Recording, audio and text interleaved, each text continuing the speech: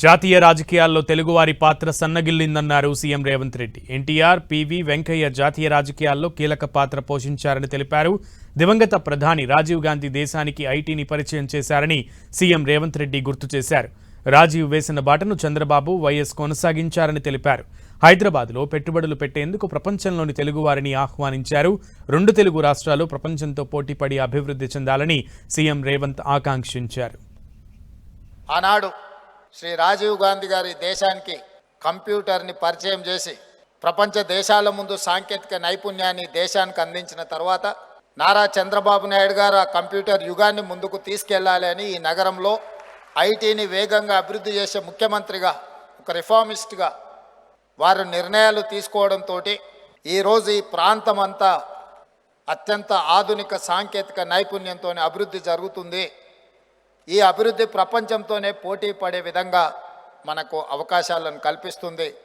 ఆర్థికంగా అభివృద్ధి పదం వైపు నడపడానికి ఉపయోగపడ్డది.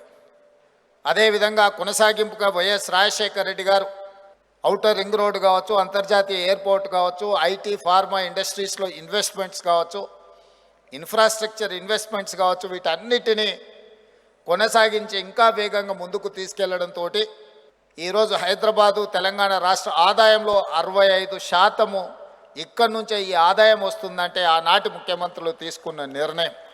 దేశంలోనే అత్యధిక ప్రజలు మాట్లాడే 2వ భాషగా తెలుగు భాష ఉన్నది. హిందీ మొదటి స్థానంలో ఉంటే చాలామందికి గుర్తు చేయవలసిన అవసరం ఉన్నది. తెలుగు భాష 2వ భాష.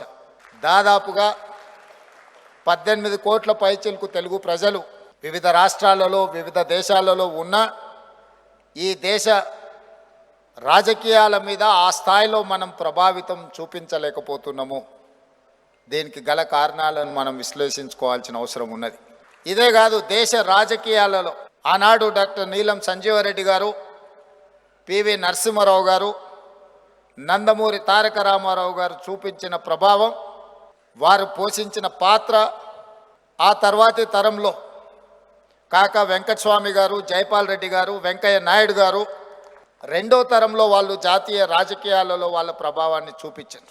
2-3 తరాలకు మధ్యలో చంద్రబాబు నాయుడు గారు, వైఎస్ రాజశేఖర రెడ్డి గారు ప్రభావాన్ని చూపించిన ఈరోజు వెనక్కి తిరిగి చూసుకుంటే జాతీయ రాజకీయాలలో తెలుగువారి పాత్ర సన్నగిల్లిందని చెప్పి మనం ఈ వేదిక మీద చర్చించుకోవాల్సిన అవసరం ఉన్నది.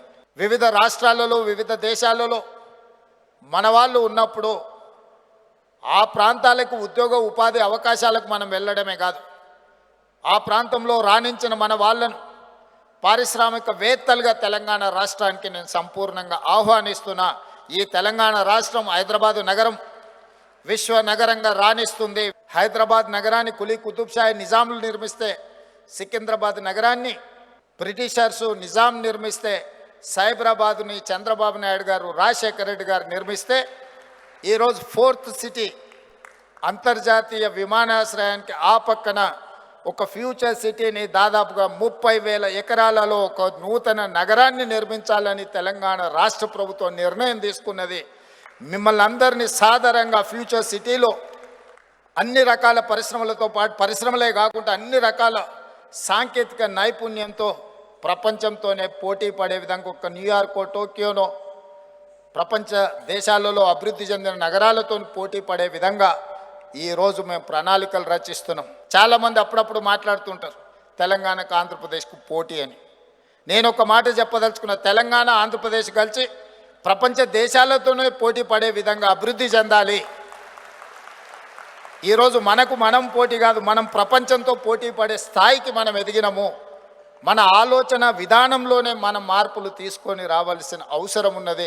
దానికి అవసరమైన ప్రణాళికలు రచించుకోవాల్సిన అవసరం ఉన్నది. విడిపోయి పోటీ పడే కంటే కలిసి ఉండి అభివృద్ధి పదం వైపు నడుస్తే ఖచ్చితంగా ప్రపంచానికే ఆదర్శంగా ఈ 2 రాష్ట్రాలు రాణిస్తాయని, ఏవైనా సమస్యలు ఉన్నా పరిష్కరించుకుందాం, కూర్చుందాం, మాట్లాడుకుందాం. దేశాల మధ్యలో యుద్ధాలు జరిగినప్పుడు కూడా చర్చలతో పరిష్కారం అవుతున్నప్పుడు 2 రాష్ట్రాల మధ్యలో ఉన్న సమస్యలు పరిష్కరించుకోవడానికి చర్చలు దారి చూపవా? ఈ ఆలోచన మనం చేయాల్సిన విజ్ఞత మనకు లేదా అని చెప్పి నేను ఈ సందర్భంగా మీ అందరి ముందు చెప్పదలుచుకున్నా.